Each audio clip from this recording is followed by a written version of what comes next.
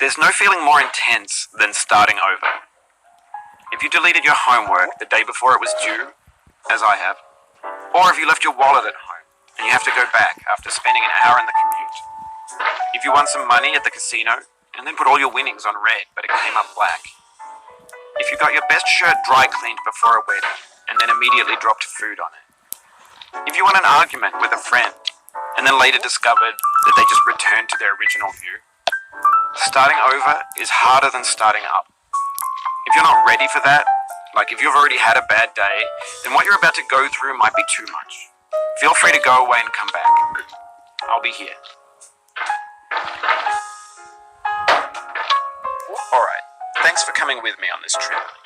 I'll understand if you have to take a break at any point. Just find a safe place to stop and quit the game. Don't worry, I'll save your progress, always, even your mistakes.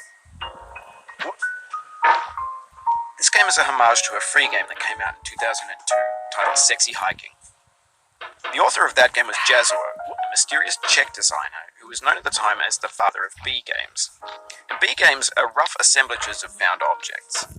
Designers slap them together very quickly and freely, and they're often too rough and unfriendly to gain much of a following. They're built more for the joy of building them than as polished products. In a certain way, Sexy Hiking is the perfect embodiment of a B game. It's built almost entirely out of found and recycled parts, and it's one of the most unusual and unfriendly games of its time. In it, your task is simply to drag yourself up a mountain with a hammer. And that act of climbing, in the digital world or in real life, has certain essential properties that give the game its flavor. No amount of forward progress is guaranteed. Some cliffs are too sheer or too slippery, and the player is constantly